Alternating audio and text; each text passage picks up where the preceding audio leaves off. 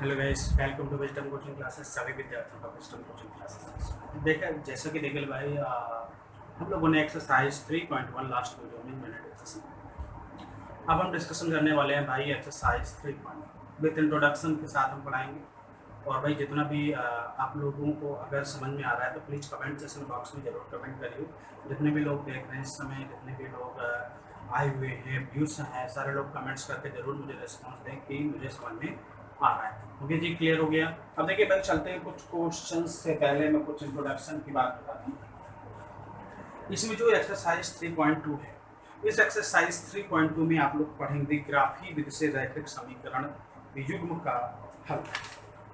ठीक है, अब देखिए तो यहाँ पर हमारे पास और पढ़ेंगे तुलना करके। आप लोगों को कह रहा है कि तुलना कीजिए निम्नलिखित युग्म रैखिक प्रतिच्छेद करती है, समांतर है, संपाती है, संगत और असंगत, संगत और असंगत। इसमें तीन चीजें आप लोग पढ़ेंगे। तो पहली चीज ग्राफी विधि के लिए मैं इंट्रोडक्शन की बात बता दूं। तो इंट्रोडक्शन में आप लोग ग्राफी विधि की बात करें तो उसमें सबसे पहला चीज, यदि ग्राफ में दो रेखाएं यानी दो लाइन्स हो आपकी हैं, परस्पर यदि प्रतिच्छेद करती है, पहली चीज क्या होती है? प्रतिच्छेद करती है। पहली कंडीशन से क्लियर होगी। यानी पहली कंडीशन आपकी क्या होती है? या तो दोनों रेखाएं आपस में प्रतिच्छेद करेंगे, लाइक किसकी तरह प्रतिच्छेद करेंगी? जैसे कोई ग्राफ है, ये दो रेखाएं हैं, एक दूसरे को ऐसे प्रतिच्छेद करती है, यानी एक बिंदु पर टच करती है। वैसे भी इसका इंट्रोडक्शन पार्ट जो एक्सरसाइज 3 का इंट्रोडक्शन पार्ट है, उसमें मैंने सारा इसमें डिस्कशन कर चुका हूँ। बट यहाँ पर देख लेते हैं, यानी प्रतिच्छेदन करते हैं तो यानी एक बिंदु पर प्रतिच्छेदन करते हैं, इसके यानी अद्वितीय हल होंगे, यूनिक यानी एक ही हल होगा। दूसरी कंडीशन, या तो समांतर होती है। समांतर कैसे? एक लाइन ली गई और दूसरी लाइन इसी के समांतर होगी। समांतर का मतलब ये एक दूसरे को अनंत तक कहीं भी नहीं काटेगी, ये समांतर होगी। अब एक चीज तो क्लियर हो गई भाई, अगर समांतर हैं तो जब समांतर हैं तो ये चीज क्लियर हो गई कि ये प्रतिच्छेद करेंगे नहीं, तो इनका कोई हल नहीं होगा। तीसरी कंडीशन संपाती, यानी यहां पर इसको कहते हैं कोई हल नहीं। ठीक है, अब संपाती। अब देखो भाई, हमारे पास जो तीसरी कंडीशन आती है वो क्या होती है भाई? संपाती। अब देखिए संपाती के लिए मैं बात बता तो संपाती का मतलब है कि यदि जो दो रेखाएं होती हैं, इसका मतलब एक दूसरे के ऊपर होंगी और एक साथ कई बिंदुओं पर काटेंगी। भाई जब एक दूसरे के लेयर के ऊपर होंगी तो कॉमन सी बात है ना यार, कि एक दूसरे को कई जगह काटेंगे। इसकी क्या होंगी? अनेक।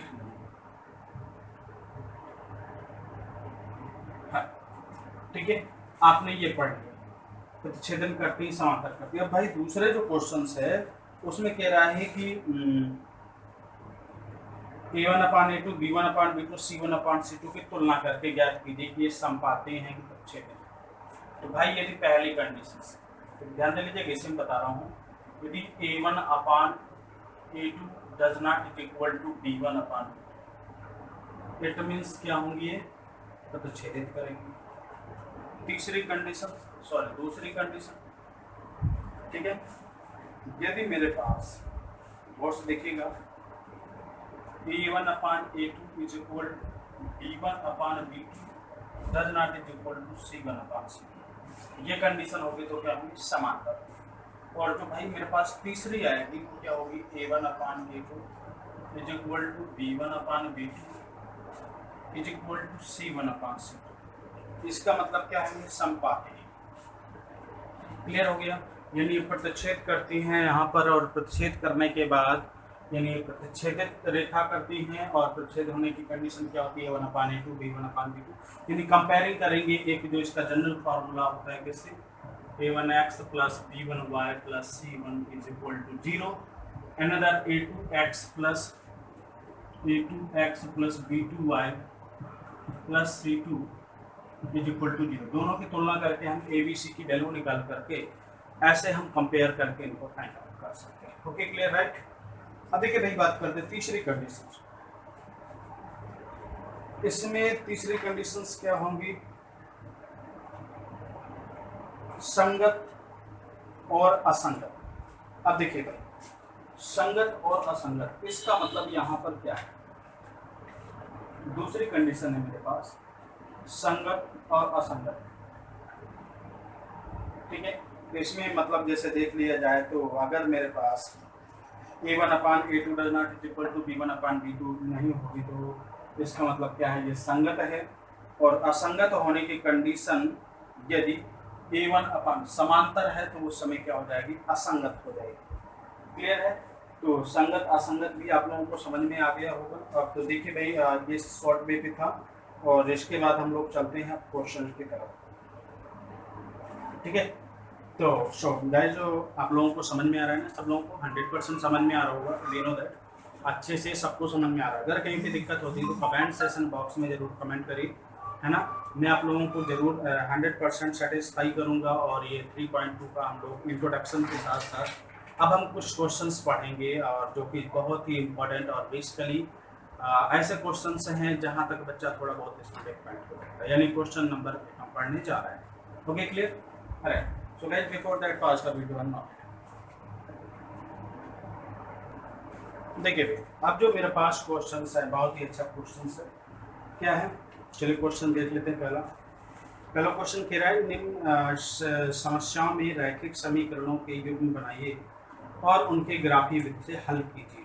तो भैया इसमें ग्राफीय विधि से हमें क्या करना है, हल करना। तो ग्राफीय विधि से हल करने के लिए सबसे पहले हम न्यूमेरिकल पढ़ लेते हैं। क्या कह रहा है भाई, कह रहा है कक्षा 10 के 10 विद्यार्थियों ने एक गणित की पहली प्रतियोगिता में भाग लिया। Okay, clear.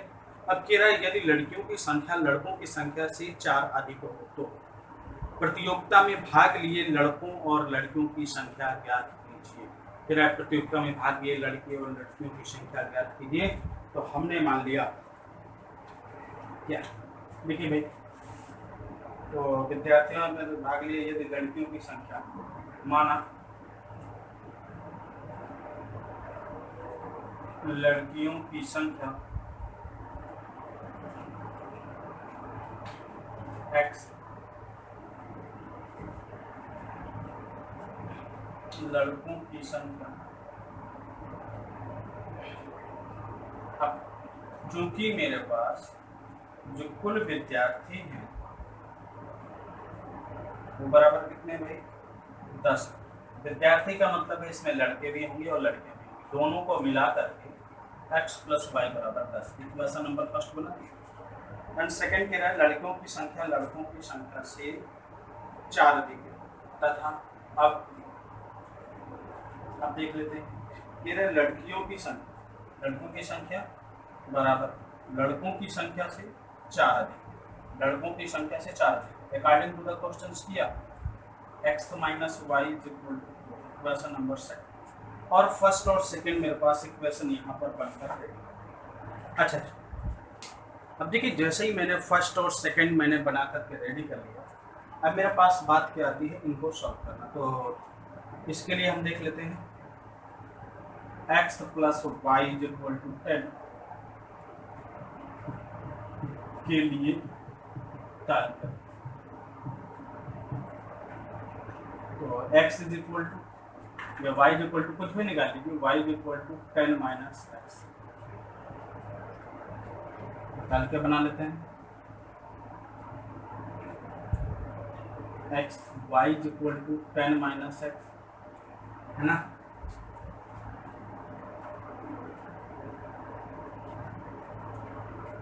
अब देखिए अगर मैं x = 0 लिखता हूँ तो y = 10 - 0 = 0, sorry 10, x = 0 then y = 10। Clear. अब भाई बात करते हैं, अगर मैंने क्या कर दिया यहाँ पर y = 0 लिख दिया तो x = 10, है ना। अगर मैंने y = 0 लिख दिया था x = 10 तथा यदि y = 0 तब x = 10। कैसे यहाँ पर वैल्यू पुट करते हैं, क्योंकि एक तालिका बन गई और मेरे पास a 0, 10 बी एक्स 10,0। पहली तालिका मेरे पास बन के रेडी। क्लियर है? सबके समझ में आ रहा है ना भाई? कहीं पे दिक्कत किसी को? अगर दिक्कत हो फौरन आप लोग कमेंट सेक्शन बॉक्स में कमेंट करके क्या कर सकते हैं, इसको फाइंड आउट कर सकते। अब देखिए इतना भाई हो गया। अब दूसरी बात करें, अब जब इतना मैंने निकाल लिया तो अब समीकरण x minus y equal to 4 के लिए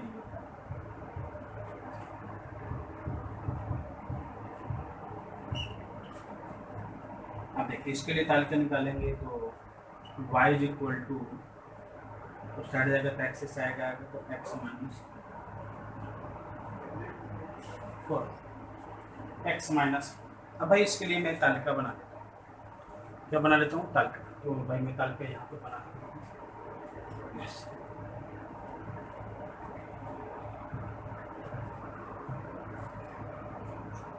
x y is equal to x minus 4. When x is equal to 0, then y is equal to minus 4. Clear?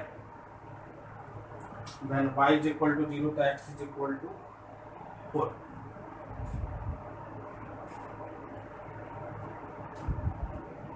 When y is equal to 0, then x is equal to 4.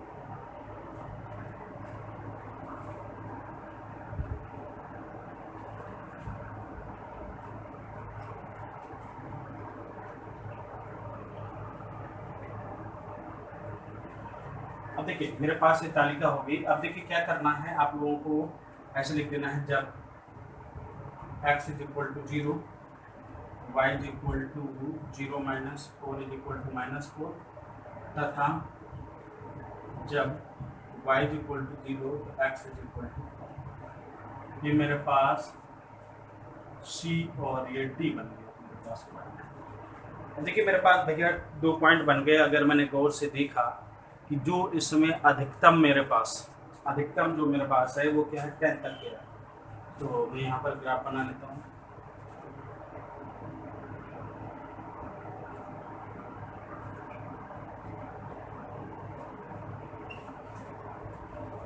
Clear?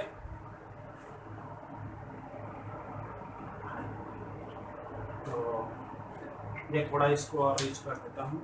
यहाँ पर मैं raise कर देता हूँ, आप लोग देख लीजिएगा, नोट कर लीजिएगा। इस पोर्शन को मैं रेज कर देता हूँ, थोड़ा सा हमारे पास बड़ा ग्राफ बन जाएगा, नहीं कंजेस्टेड पूरा जगह बनेगा ना।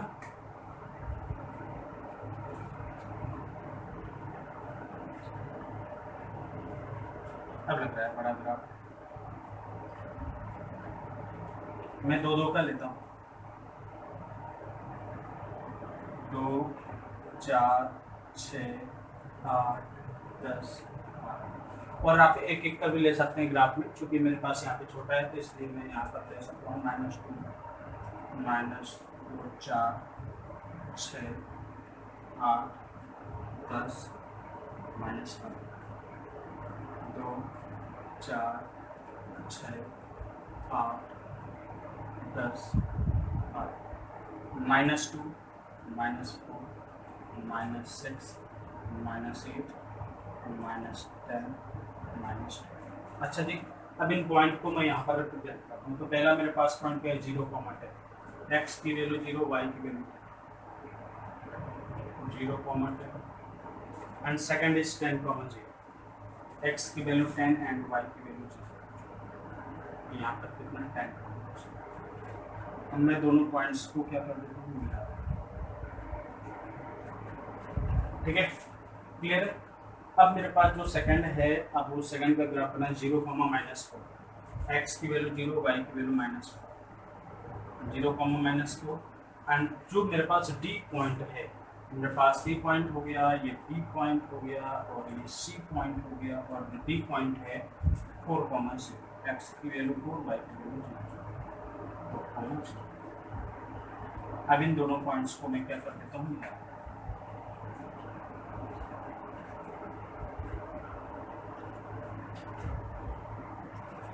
देखिए अगर गौर से देखा जाए तो ये कहीं यहाँ पर ऐसे जाके कट रहा है, यानी 7 पॉइंट पर, और ये ऐसे आके कट रहा है। तो यहाँ पर जो इंटरसेक्शन पॉइंट हुआ 7,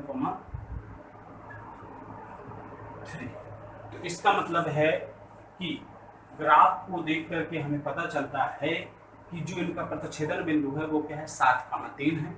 एक बिंदु पर प्रतिच्छेद करते हैं यानी इसका यूनिकल होगा। अतः लड़कियों की संख्या बराबर x बराबर 7 और लड़कों की संख्या y बराबर 3। ओके भाई, ये चीज आप लोगों को वहां पे पता कर देना। क्लियर हो गया, समझ में आ गया ना सबके? हाँ जी भाई, जिसको समझ में आ गया हो कमेंट जरूर कर दे। 100% that's very easy and very simple questions. Clear है? अच्छा जी, देखिए भाई, चलते हैं अब अगले क्वेश्चंस में। तो इसको आप लोग स्क्रीनशॉट ले सकते हैं एज यू विश। देखिए भैया, जो मेरे पास अगला क्वेश्चन है दैट्स वेरी इजी क्वेश्चन। क्या कह रहा है, 5 पेंसिल तथा 7 कलमों का मूल्य 50 रुपया है, जबकि 7 पेंसिल 5 कलमों का मूल्य 40 रुपया है। तो एक पेंसिल का मूल्य तथा एक कलम का मूल्य क्या है? तो देखिए भाई, इसको भी ग्राफ की मदद से हमें क्या करना है, सॉल्व मान लेते हैं। मान एक पेंसिल का मूल्य x रुपये तथा एक कलम का मूल्य y। क्लियर है? तो अब कह रहा है प्रश्न अनुसार पहली कंडीशन हमारे पास क्या दे रखी है,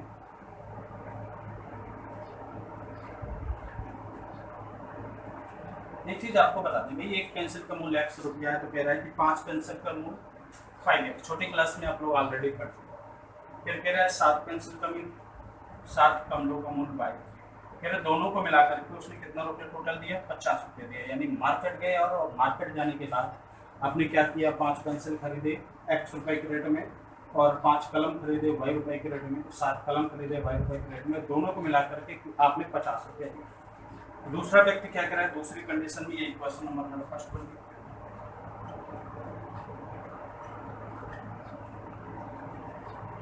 कह रहा है कि यदि वह 7 पेंसिल तो 7x और 5 कलम 5y खरीदता है तो 46 रुपये देता है। कह रहा है कि एक पेंसिल और एक कलम का मूल्य क्या करना है, आप लोगों को ज्ञात करना है। Basic easy and very interested question है, that's very very easy question और बहुत ही अच्छा क्वेश्चन है, मजा आ जाएगी आप लोगों को। हाँ जी भाई, समझ में आ रहा है कमेंट जरूर कर दीजिएगा, 100% कमेंट करिएगा और अपने दोस्तों में शेयर करना बिल्कुल ना भूलिए। एक बात और बता दो, यदि जो भी नया व्यूअर्स है जिन्होंने अभी तक मेरे चैनल को सब्सक्राइब नहीं किया तो प्लीज़ सब्सक्राइब कर दे और अपने दोस्तों में शेयर। ओके जी, तो देखिए गई, चलते आगे क्वेश्चन की तरफ बिना बिल्कुल समय गंवाए हुए। तो मेरे पास इतना हो गया। तो भाई जिस प्रकार मैंने अभी लास्ट क्वेश्चन में सॉल्व किया, सिमिलरली उसी प्रकार मुझे इस क्वेश्चन में भी क्या करना है, सॉल्व करना। तो देखिए भाई क्या कह रहा है, तो 5x + 7y के लिए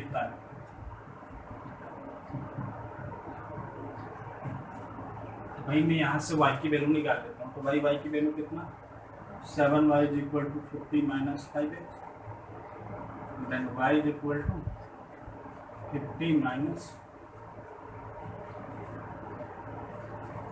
5x/7। ओके, अब देखिए कितना आ गया, कितने रुपये कितना। यस, एक चीज और क्लियर होगी, अगर मैं यहाँ से x की वैल्यू निकाल लेता हूँ तो 50 आराम से कैंसिल आउट हो जाएगा। तो मैं इजी वे पे, मैं भाई पहले बता चुका हूँ, x और y कोई भी वैल्यू आप निकाल सकते हो। मैं x की निकाल, चलो भाई इजी पड़ जाएगा थोड़ा सा, आप लोगों को ग्राफ में पॉइंट नहीं लगाना पड़ेगा जल्दी। 5x = 50 - 7y,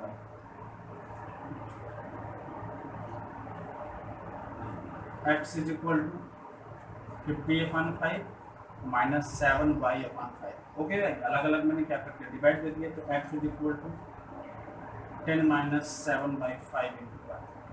अब देखो ग्राफ में इसको क्या कर देते हैं, टेबल में मैं इसको तो यहाँ पर x = क्या लिख रखा है, 10 - 7/5y एंड y। अगर मैं y की वैल्यू 0 लिखता हूँ, जस्ट इमेजिन करो y की वैल्यू 0 रखा है तो x की वैल्यू 10। अब इतना क्लियर हो गया अब मैं y की वैल्यू कितना रख देता हूँ, 5 रख देता हूँ, क्यों, 5 से 5 कैंसिल आउट, y की वैल्यू मैं 5 रख देता हूँ तो x की वैल्यू कितनी आ जाएगी, 3 पुट कर देते हैं। जब x is equal to y is equal to 0 तब x is equal to 10 minus 7/5 into 0 is equal to 10 तथा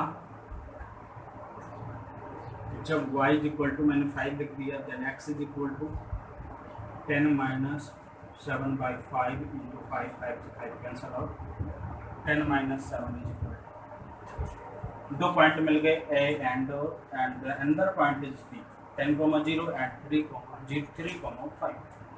ओके क्लियर राइट। अब देखो भाई चलते हैं सेकंड क्वेश्चन, सेकंड कंडीशन के लिए तालिका बनाते हैं। तो सेकंड कंडीशन के लिए तालिका के लिए सबको रेडी है ना जी? हाँ सबको बोल दें भाई, जितना अगर समझ में आ रहा है तो एक बार कमेंट जरूर कर दें 100%। और that's very easy question and very simple question. अब देखिए भाई हमने इतना निकाल लिया, अब मैं क्या करता हूँ इसके लिए, यहाँ से मैं इतना 46 है,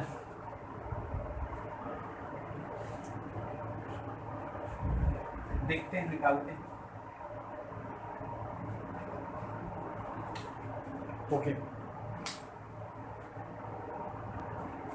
अब देखिए भाई यहाँ तो भाई मेरे पास पूरी आ गई, पॉइंट में देना पड़ेगा, क्यों, क्योंकि भाई ये ना तो 5 से डिवाइड हो रहा है और ना तो भाई ये 7 से। चलिए मैं y इज इक्वल टू निकाल लेता हूँ, यही पर कर लेता हूँ सॉल्यूशन, इसके बाद यहाँ से नोट करिए। अच्छा चलो यहाँ पे लगा देते हैं।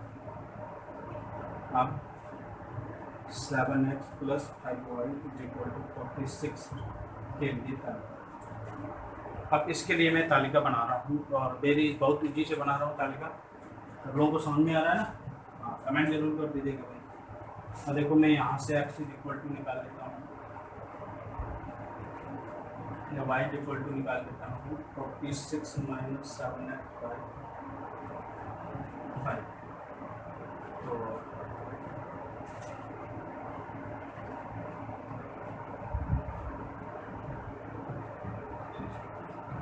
x y is equal to 46 minus 7x by 5.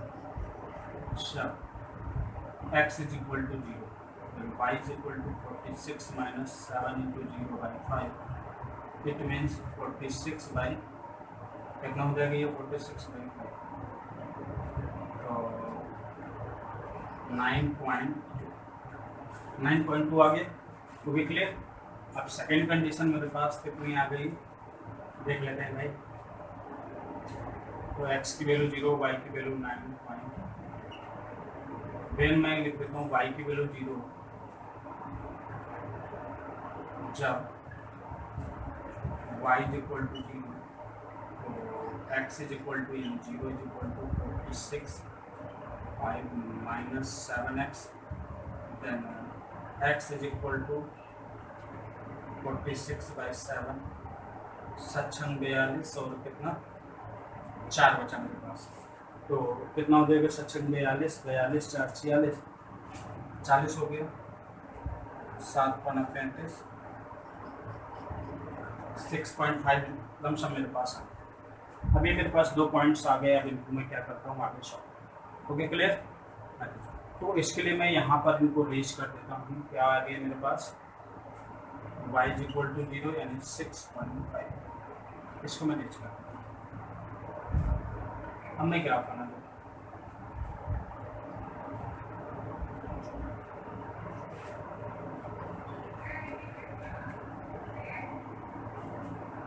2 4 6 8 10 और यहाँ पर -2 -4 -6 -8 -10 -2 -4 -6 -8 -10 2 4 6 8 10 ओके क्लियर राइट।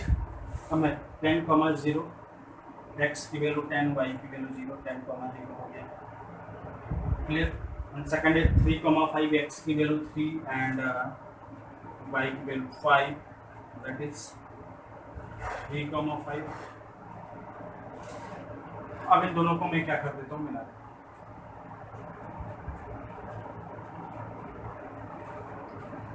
अब मेरे पास दूसरा जो पॉइंट है वो क्या निकला 0,9 एक्स की वैल्यू 0 उसकी वैल्यू कितनी 0,9 एक्स की वैल्यू 0 अच्छा वाई की वैल्यू 9.2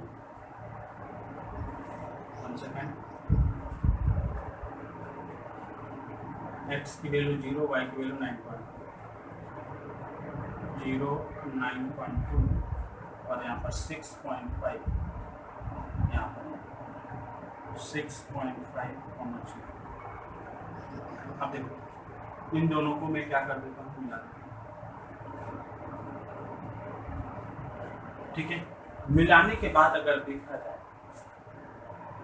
तो जो x है वो मेरा जो ग्राफ है ये 3,5 पर क्या कर रहा है प्रतिच्छेद कर रहा है।